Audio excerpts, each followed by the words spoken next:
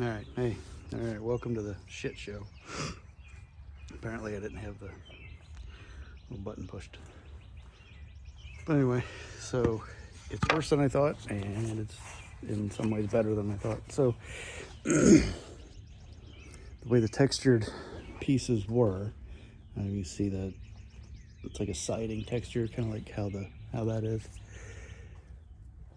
which I really don't want to mess with textured shit because it, especially on the ceiling, it's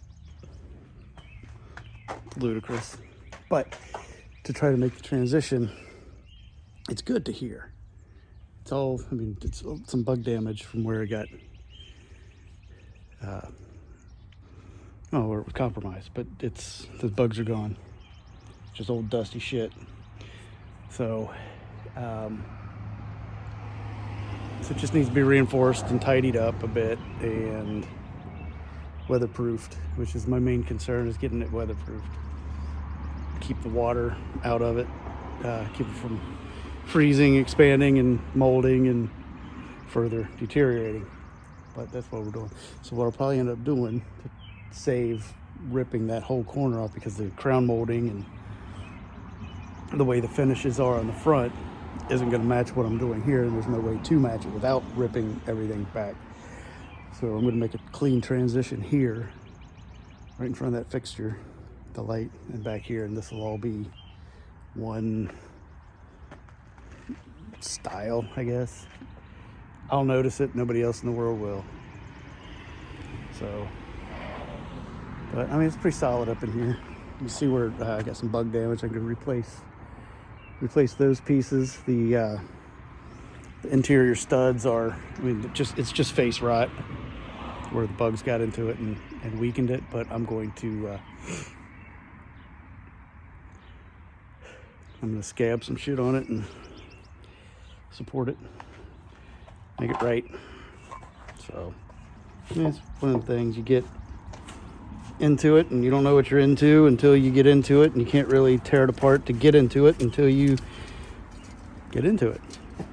See what I'm getting? But that's it. Replace that little banner transition that's gonna support the soffit lumber, some shims, nails. That's all the shit that came out. I got straight up sanded treated plywood, and that's shit ain't cheap, but it's gonna be better. It's one of those things that even if water does get in there a little bit, it's not gonna eat it away to the point of falling apart. So still got to remedy the side of the gutter. I want to wait for that to dry completely before I seal it back up.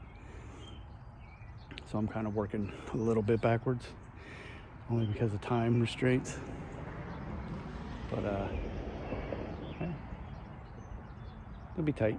It'll be tight when it's done.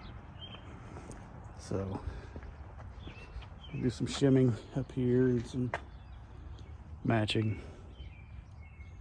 Little trickery, little carpentry trickery. So eventually all that, not eventually, but after I get done prepping that, I'm going to come back here, demo that, and then that's going to be one style, one solid piece going across, and that little drip lip. I'm going to do something similar, but it's going to be treated and more like one piece instead of, where sections are. See where I got the section here? I should have overlapped that just to keep potential for water getting in. Oh, there's my measurements. Oops. So it's not terrible. It's just a matter of doing it. I'm up against behind the 8 ball on the weather. So today it's probably not even 40 degrees yet. So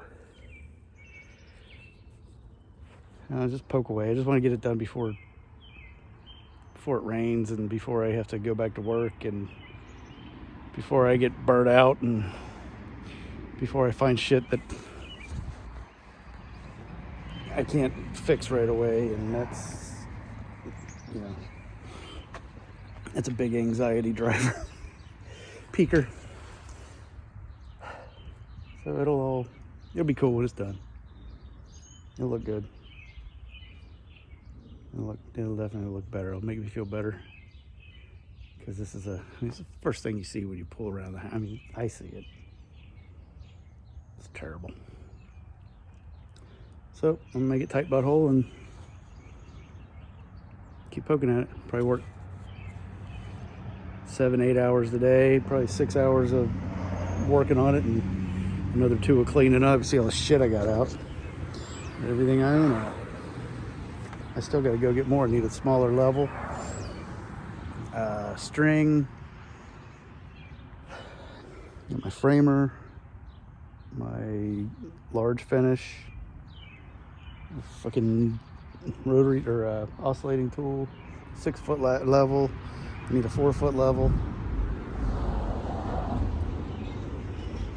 Alright, well. Back at it. I got a lot of shit to replace before I can start putting good shit in. See you in a bit.